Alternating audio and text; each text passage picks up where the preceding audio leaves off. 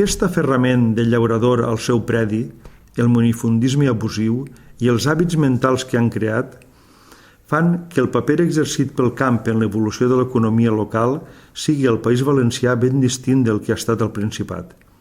La institució de l'hereu, recolzada sobre la unitat del patrimoni familiar, tradicionalment intangible, va permetre al Principat unes connexions econòmiques que entre nosaltres eren impossibles.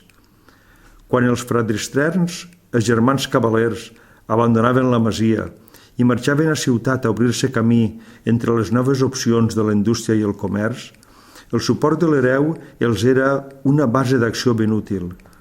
Els diners del camp afluïen a l'edificació de les altres branques de l'economia que el temps imposava. El ciutadà, home d'empresa, conservava vives les seues arrels en la terra pairal. De l'ajut primerenc del retorn sovintejat del ciutadà a la casa o al mas dels avis, escriu Vicenç, n'ha nascut l'íntima solidaritat entre el camp i la ciutat de Catalunya, que caracteritza el 800 i encara bona part del que va de segle. Ni l'una cosa ni l'altra no podien donar-se al País Valencià. No existia el mas feudal, com a entitat patrimonial sòlida, ni hereus, ni fratristerns. Així, els fratristerns també heretaven llur part de terra i s'hi quedaven a conrear-la. El minifundi tampoc no era la millor palanca per a proporcionar ajuts a la indústria i al comerç.